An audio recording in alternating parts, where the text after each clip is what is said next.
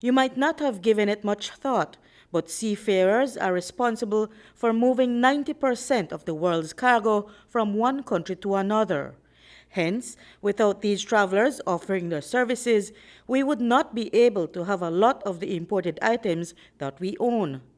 It is with that in mind that the Day of the Seafarers is commemorated to recognize the selfless sacrifices they make for the rest of us. Without the seafarers, there would be a challenge for goods and services to be transported from one country who are manufacturing and producing to the country who desperately need those kinds of services. The car that we drive comes by ship, and without the seafarers, that ship will not be able to move. For the captain of the Caribbean Princess, those sacrifices that they make are significant. The biggest sacrifice, of course, is coming away, because we can't go home every night. And sometimes there might be, family events that we have to sacrifice that we miss. We work, 7 days a week. The ship never stops, so we don't stop at night. It's a 24/7 operation, 365 days a year. Also, of course, we will encounter at times some weather that, either strong winds or at the moment we're watching very closely any formation of tropical depressions. Tim Springer's job is not in transporting goods. However, it becomes challenging when there is an emergency on board that threatens the lives of crew members and passengers, such as the COVID pandemic.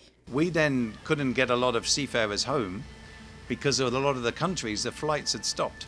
So we were able to turn the ships that were normally carrying high numbers of guests into effectively ferries. And we were able to take all our teammates home from all around the world. Ships rely on fair weather to navigate the high seas, and while accidents occur from time to time, the built-in technology of this day and age minimize preventable disasters like the Titanic sinking. We can get from the service, they'll put aeroplanes up and they can track exactly where icebergs are, and we can ensure that if we were to take a route, that we've already checked where bergs are, things like that. So the technology, the satellite imagery, and everything has really helped us a lot. Yeah, all our teammates can talk to their families live on the video, which is a big change. When I was saying earlier, when I first came to sea, I wrote a letter, and it took 7 weeks for my mum to know I'd arrived on the ship. The cruise ships that call on our ports translate into much-needed tourism dollars for our country, and this is another reason to celebrate. This successful operation here translates into success for Belize. So we certainly appreciate the conduct of cruise ship operations in Belize.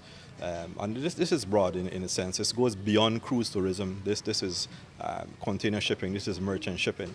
But our activity here today is really acknowledging the work that seafarers contribute towards nation building in Belize. Reporting for News 5, I'm Marion Ali.